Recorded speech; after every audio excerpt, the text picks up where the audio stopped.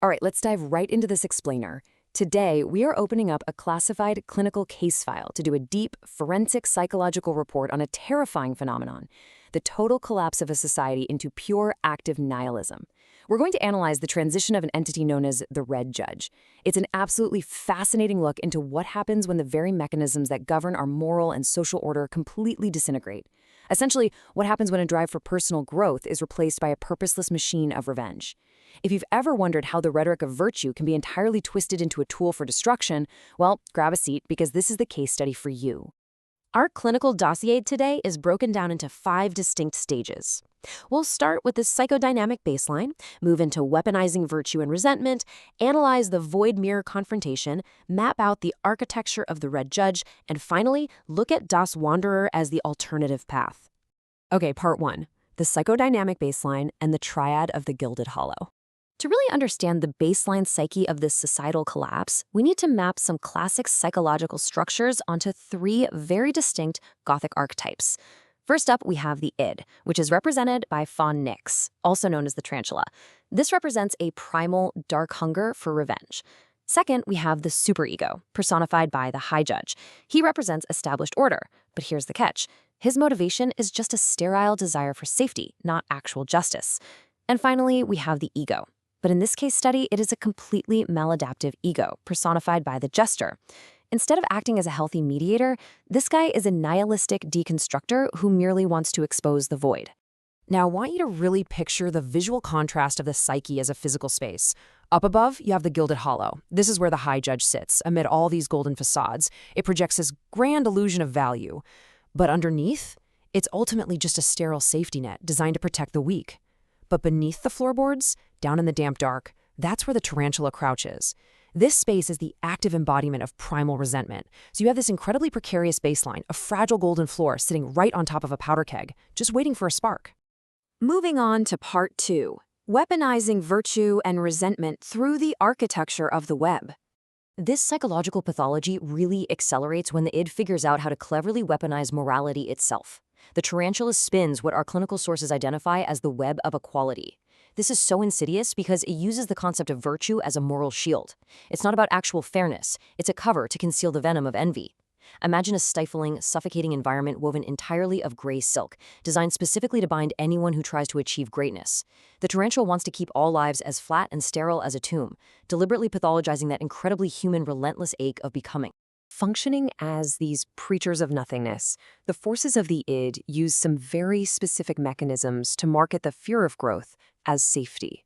They enforce equality to reduce individual striving down to absolute zero. And perhaps the most dangerous tool here is linguistic weaponization. They literally rebrand the existential dread of self-overcoming, of trying to better yourself, as a noble desire for collective peace. It completely paralyzes the human spirit. If you try to grow in this environment, you are instantly labeled a threat to the safety of the dust. So, you might be asking, why does this entire system fail? Why doesn't the mind protect itself? It comes down to the maladaptive mediator. A healthy ego is supposed to balance our primal drives with our moral constraints. The jester fails at this entirely. Instead of balancing the psyche, he stages this mocking, destructive dance. He treats the judge's authority like a hollow toy while intentionally feeding the tarantula's dark hunger. He is actively, gleefully eroding all moral boundaries. Which brings us to part 3, the void mirror confrontation, which is the absolute clinical climax of this case study. Let's open up the transcript to the exact, horrifying moment the psyche shatters. The jester steps forward, acting as the ultimate dark catalyst. He forces the High Judge into a scripted, devastating interaction, making him confront his own reflection in what's called the uncanny mirror. The jester taunts him, saying, "Look into the uncanny mirror. Your rigid laws are not justice. They are a sterile desire for safety." He violently mocks the illusion of value the judge has built, stripping away every single moral justification right to his face. And here is where the psychodynamic collapse triggers. Stripped of his legalistic facades, the superego's unfiltered core is totally exposed. Staring into the void mirror, the judge realizes a horrifying truth about his hidden desires. His voice breaks as he confesses, "My true architecture is not justice. It is a purposeless, burning desire to punish. Boom. In that exact second, the judge realizes he shares the exact same resentful, punitive drive as the tarantula. The ego dissolves completely. Right into part 4, the architecture of the red judge and the ascension of active nihilism. With the ego completely dissolved and all moral justifications melted away, a terrifying mutation occurs within the psyche. We can clinically document this synthesis. First, the gavel dissolves. That's the total loss of the illusion of order. Then, without an ego there to act as a barrier, the id and the superego just violently merge. The authority of the judge synthesizes with the deep, venomous resentment of the tarantula. And the result? The red judge ascends. It's no longer a purveyor of justice. It is a monstrous, skeletal machine of pure retribution. And to really hammer this home, look at the shift in the instrument of the law here. We move away from the gavel, which, sure, represented a sterile desire for safety, but it was at least a tool of social mediation. Now we have the branding iron. The branding iron leaves permanent, silent scars. It's the ultimate symbol of a thirst for punishment that exists purely for its own sake. The law itself is officially mutated into a monument to destruction. That is active nihilism.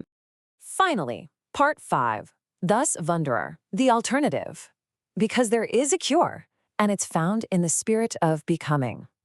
This forensic report doesn't just leave us in the dark. It identifies a clinical alternative to this nihilistic decay. Enter Das Wanderer. Unlike the jester, who just exposes the void and leaves it empty, Das Wanderer acts as a healthy, adaptive ego. He's the creative architect of the self. He sees the exact same societal decay, he feels that exact same venom of envy, but instead of succumbing to it, he sublimates it. He channels all that primal energy into self-transformation, choosing to fill the void through the fire of his own creation.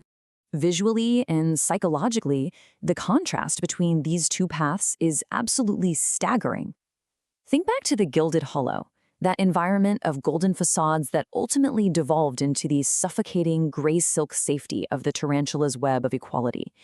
It's flat, it's sterile, but Das Wanderer? He chooses the mountain path.